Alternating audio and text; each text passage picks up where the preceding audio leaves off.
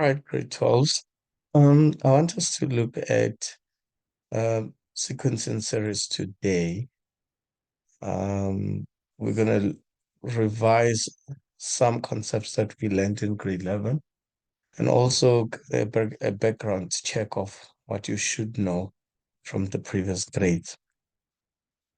Right, so let's start with this question here. It says the first three terms of a linear pattern patterns are given as this equations that you see here. So you are given each term in terms of m, and then you just need to remember how to approach these questions, and especially in a situation where each term is it's presented in terms of a variable. Right. So the key part is what type of a sequence is this? So we are given that this is a linear number pattern. So if it's a linear number pattern, and that linear number pattern is then given to you as variables, you then have to approach it using this equation here. If you take Tn minus 1 or Tn minus Tn minus 1, this can equal to T2 minus T1. So this is a general equation of your constant difference. So it doesn't matter how many terms you have. So Tn can be T3 and then Tn minus 1 will be T2 and then T2 again repeating itself and so forth. So I always write generic equations of constant difference in this way so that I do not write a list of terms. All right. So this is the one that we are going to use in approaching this question. So let's look at question 2.1.1. So, but before I get there, let's just write it according to the number of terms that we are given so that you guys can get an understanding. So our last term in this case is going to be on the terms that are given to us is term number 3. So we can write this equation as T3 minus T2. This must then equal to T2 subtract T1. Um, you can actually play around with this equation here because this is normal algebra at this point in time. So I normally prefer to play around with the general equation, and especially if in a situation where I see things that are common. So if I apply the what you call, if I apply algebra knowledge here, we can come up with an equation, and that's a simplified equation to help us solve this equation. So if I transpose T2 to the other side and transpose T1 onto T3, we end up with an equation that looks like this, which is T3 plus T1 must equal to 2 times T2. So this is the equation that I'm going to use to actually figure out or to determine the value of M. Well, if you use this main equation, that's perfect. That's just okay. I basically just prefer to work with positive terms. All right. So let's look at what is T3. The equation of T3 is given to you as 3m squared minus m minus 4. And then we have to add T1, and T1 is m plus 1. And this must equal to 2 times T2. And 2 times T2 is m squared plus m. All right, we can continue from here. Yeah, let me just grab this part here. I don't have space and write it somewhere.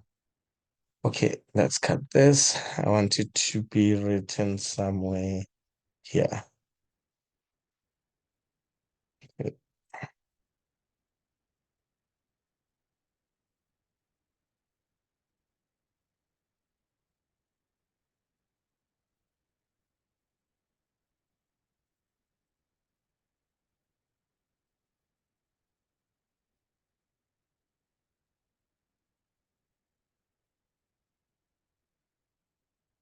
Apologies about that.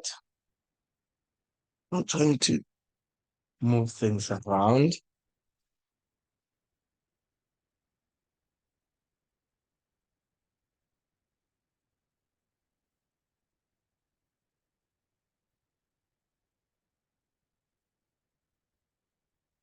Let's move this equation here, and I will rewrite this whole equation from what it was before. Right. Let me see if I can just cancel out everything, so which makes it easier. So I think you all got an idea as to what the equation would be. I said if you played around with that equation, what you would get is going to be T3 plus T1, we get 2 times T2. So this is another way that you could approach this question, and especially in a situation where you need to determine a constant term. Not a constant term, where you need to work out a variable um, that's in a linear sequence, and that linear sequence is given, is presented in terms of a variable. So what we have here is that T3 is 3m squared minus m minus 4, and then we add T1, which is m squared, or m plus 1, which is about that. So that's going to be m plus 1, and this must equal to 2 times T2, and that's going to be m squared plus m. From here, we then have to apply algebra knowledge, which is collecting like terms, if possible, and then we see what we end up with. So here we're going to get 3m squared minus m minus 4, and then this will give us plus m plus 1 must equal to, we distribute 2 into this 2 times, we end up with 2m squared plus 2m. From here, we then collect like terms, or you can see we have m squared on both sides of the equation. It then creates a quadratic equation. So we're going to transpose this onto this side so that we end up with a quadratic equation and apply quadratic equation steps. So we have 3m squared. When we transpose 2m squared, we get minus 2m squared. We are left with m squared. We have minus m plus m, they cancel out. And then we have minus 2m, or 2m, when we transpose it to the side, it becomes minus 2m. And then we have minus 4 plus 1, which gives us negative 3, and this must equal to 0. So as you can see, this now creates a quadratic equation. And when we are confronted with a quadratic equation, we then have to factorize and then solve for two solutions of m.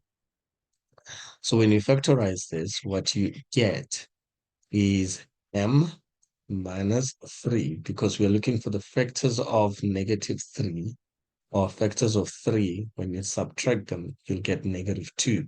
So it's going to be m minus 3 and m plus 1. Okay, from here, we then solve this. So we'll get m equals to 3, or m equals to negative 1.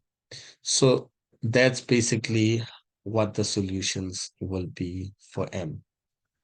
Next question, it says determine. So this is 2.1.1. For 2.1.2, it says determine the value of the first 3 terms if m, or when m is greater than 0. So what does m greater than 0 really mean? It means that m must be a positive solution. So we have our two solutions of m here, one being a positive 3 and the other one being a negative 1. So according to the condition that we are given there, is that m must be a positive solution, which in this case is going to be, we are going to use a 3. So, but we need to determine the first 3 terms. So 2.1.2, to determine the first 3 terms, we know the equations of each term. So the first one is going to be m plus 1. And then we have m squared plus m. And the last one is 3m squared minus m minus 4. So what we get here, we're going to get 3 plus 1, which will give us 4. Let me just write it as 3 plus 1. And then our second term is going to be 3 squared plus 3. And then the last one is going to be 3 into 3 squared minus 3 minus 4. So what we get here is going to be 4, not 3. We get the first term being 4. The second term being 3 squared is 9. 9 plus 3, we get 12. And the third term is 3 squared, which is 9. 9 times 3 is 27. 27 minus 3 minus 4, we get 20. So these are the first three terms as per the question. All right, so let's look at 2.2. So 2.2 says the pattern 1, -5, -13, -23 is such that the second difference, so because there is a term that talks about, or the statement that talks about the second difference is a constant, then we are dealing with a quadratic pattern. So quadratic pattern has two differences, and one of those differences is called a second difference. So what do we need to remember about quadratic pattern? So with quadratic pattern, we must remember the generic equation of quadratic pattern, which is similar to quadratic equation or quadratic function. Well, it's not similar, it's the same thing. It's just that here we are dealing with number of terms or number patterns. And then in quadratic functions, we're talking about the functions that follow quadratic pattern and so forth. So we'll say Tn equals to an squared, just like ax squared. But here we are going to substitute x with n. So an squared plus bn plus c. So this is what we need to remember. So from here, what is the question? 2.2.1 says determine the fifth term in the pattern. So we are given the first four terms in our pattern. We need the fifth term. So 2.2.1. We are given our pattern as 1, followed by -5, followed by -13, and then -23. -13, then -23. What we are then going to do is to find a pattern of how these numbers are actually changing from one to the other. So we use a difference. -5 subtract 1, we get -6. From here, -13 subtract -5. So what I mean by that is we will get -13 subtract -5. We then end up with 13 plus 5, and 13 plus 5 gives us -8. All right, the next one is going to be -23 subtract 13. We get -10. You can see this pattern of values in our first constant first difference are going down in twos, meaning that there's a subtraction of 2. So the next term in our first difference that will help us to find the fifth term will be -12. So if we take -12 and we add it to -23, we will then be able to find the next term. So -23 minus 12, we get -35. So that's the fifth term according to the question. So we can say T5 will then equal to -35. All right, easy one. So let's look at 2.2.2. It says determine the general equation or the general term of the pattern. So if we want to determine the general term of the pattern, we then need to bring in that quadratic equation that I've written earlier. So we need to use the equation Tn equals to An squared plus Bn plus C. So what we need to determine in order for us to find the value of A, to find the value of B, and to find the value of C, what we do is to write those three equations that help us find each. So our second difference is going to be 2A. So we need to know what 2A should equal to, which is our second difference. We need to know what is 3A plus B will equal to. In this case, it's going to be our first difference, and we need to know what A plus B plus C will equal to. In this case, it's going to be our first term. So A plus B plus C is always equal to our first term, which is 1. And then 3A plus B equals to our first difference, which is -6. And then our second difference in this case is going to be -2. All right, so 2A will then be our first difference or second difference, which is going to be -2. Then from here, we determine each value A, B, or and C. So from the first one, we know that 2A equals to -2. We divide both sides by 2.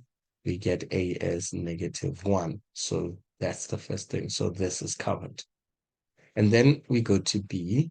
We know what A is. We substitute A into the equation of our first difference to determine the value of B.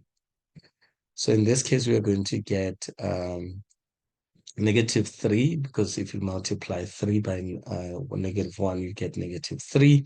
And when we transpose -3 onto the right-hand side of this equation, we end up with a +3. So what we have is going to be B equals to -6 plus 3, which is -3. So we know what A is, we know what B is. Now we need to determine the value of C.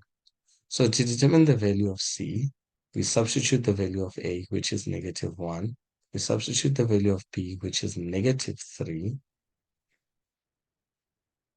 And then we will then need to figure out what the value of C is. Well, we already know what the answer of our first difference or our first term is. So -1 minus 3 will then give us -4. So this 2 will give us -4. And when we transpose it to this side, it becomes +4. So what we get is going to be C equals to 1 plus 4, which then gives us 5. So we have determined the value of A, we have determined the value of B and C. We now can write the general equation or the general equation or the nth term. So the general equation of this pattern would be Tn equals to -n squared minus 3n plus 5. So basically, this is how you would answer question 2.2.2. All right, so let's look at question 2.2.3. So I'll answer it on a new page.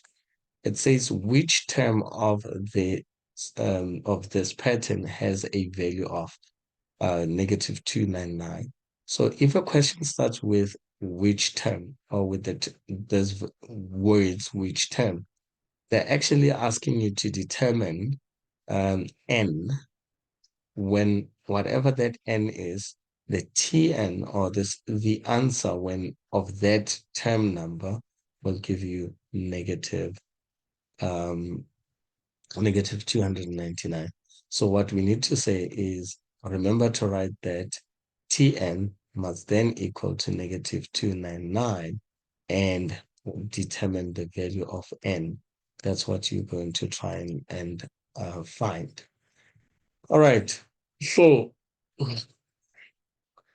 let's look at it on the other page. So we know that Tn equals to -n squared minus 3n plus 5. And we know that Tn is -299, which equals to -n squared minus 3n plus 5. We again are confronted with a quadratic equation here. So since we are confronted with quadratic equation, we then have to actually factorize at some point. So what we do, you'll transpose this whole equation onto the left-hand side because n squared there is negative. What you will get is going to be positive n squared plus 3n minus 5. So I'll write minus 299 first, and then minus 5 must equal to 0. Here we then get n squared plus 3n minus 304 equals to 0. From here, we then need to factorize this equation so that we can find the coordinates of n. So if you cannot factorize this, or if you struggle to factorize this, you must then use the equation n equals to minus b plus or minus the root of b squared minus 4ac all over 2a. So you are allowed to use this equation here because this is the equation. It's a general equation that gives you the solutions of a quadratic equation or quadratic number pattern. So this will help you determine the solutions faster. But if you're using the other equation, of course, here you need to know what is the value of A, what is the value of B, and what's the value of C. We've already determined the value of A and B. We just need to find the value of B and C. Substitute in this equation, and then we are good to go. So the value of A in this context is 1. The value of B equals to 3, and the value of C equals to negative 304. So these are the three values that you're going to substitute here and then get the value of n. All right. So I will quickly do it on a different calculator depending on which one you get or you have. All right. So if you're using scientific Casio 9 FX991, you then just need to substitute the value of A, B, and C in your quadratic equation. Right. So what I have here, A is 1 equals B is 3 equals and C is negative 304. And I get the solutions as B. The first solution is going to be n, not x, n minus 16 and n plus 19 equals to 0, then n should be 16 or n should be negative 19. So remember, we are dealing with number patterns, so n cannot be a negative number. All right, taking it further. So T16 will be the one that actually give us negative 299. All right, so that's how you answer this question. So let's look at the last question that we have here. If we look at the last question, it says, determine the maximum value of the pattern.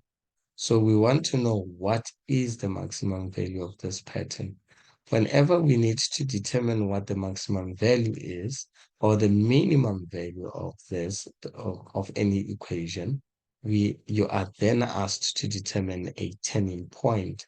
Remember, a turning point can also be called a stationary point. A stationary point. So that's what the question is asking you to determine. So let's look at this equation here. We know what our general equation is. We just need to determine the stationary point for this equation. So we want the minimum value. The question is not asking us to determine the term where we get a minimum value. The question wants us to actually calculate the minimum value or the maximum value of this pattern. Why would it have a maximum value? Because the A value is negative. So if we were to look at this as a function, we will then have values that go like this, or we'll have a function that goes in this order. So we determine the maximum value of this quadratic number pattern. All right. So how do we find stationary points? So that's 2.2.4. To determine stationary points or a turning point, remember we have to use the equation of minus b over 2a. So this is basically the x value of a turning point, and we're going to substitute this minus b. So normally, so I can say t of, instead of writing it as t of n, I'll say t of minus b over 2a. So once we have determined what the n is, we substitute n in the main equation to determine the value of the maximum value. So let's look at what is the n at maximum. So n at maximum, so I'll write it like this. N at maximum, or right at max, will then be minus b over 2a. So when we substitute, we need to be careful. What I'm saying here is that this equation here is going to give us a fraction, and it looks like it's going to be a negative fraction. To answer this question, we just need to follow the guideline. So negative, what is b? B is negative of negative 3 over 2 into negative 1. And the n in this context is going to be 3 over negative 2. Now, we can't have a negative n. That's the first one. And secondly, we can't get n as a fraction. So we then need to decide as to which value will give us a maximum. Unfortunately, according to this question, I can say there is a loophole to it. This is the only value that can give us a maximum, or this is the term that can give us a maximum. So we are basically caught between the lines to determine exactly what is the maximum value. So if we substitute this, we should be able to find the maximum value. But let's go ahead and substitute this. We know when n, according to algebra, this is how we need to determine the maximum, the n at maximum. If you don't want to use this method, you can actually use a derivative. Are you allowed to use a derivative? Yes, you may. However, it's conditional. You apply derivative even though the number patterns,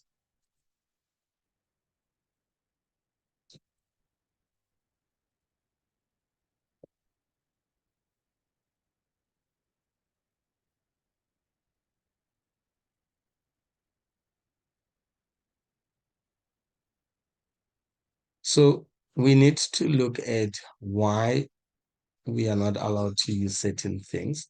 So if you use a derivative, remember a derivative, we use derivatives if the function is continuous at a particular value, and we use the derivative to determine the maximum and the minimum of a function. So provided that we are not just looking at distinct values, we are looking at all possible real values.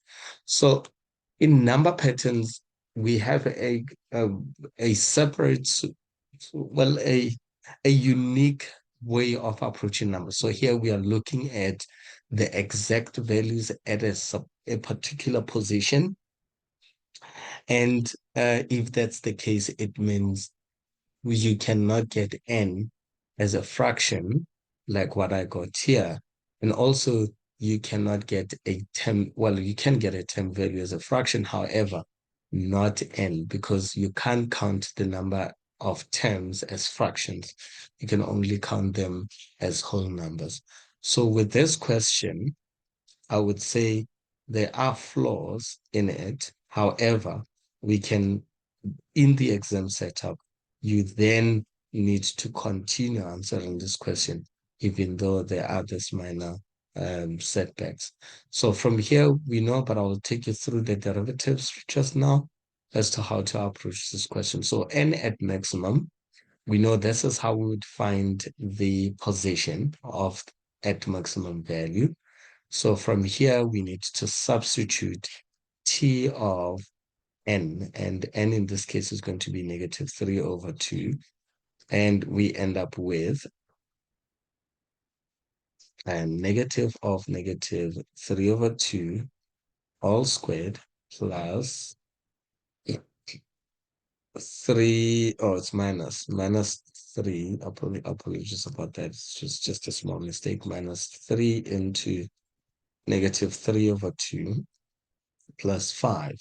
So when we substitute this in a calculator, just saving time here for us to get the solutions so that I can show you the second way of approaching it.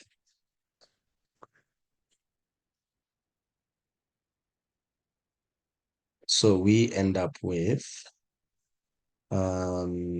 negative bracket. Where is this going? Okay, mode. Let's go back to option 1. All right, so we're going to say negative bracket fraction negative 3 over 2. So those brackets squared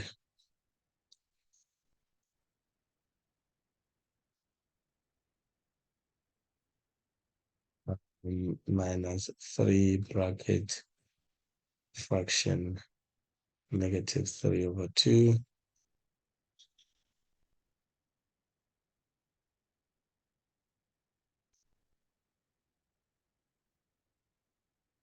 And then plus 5. What I get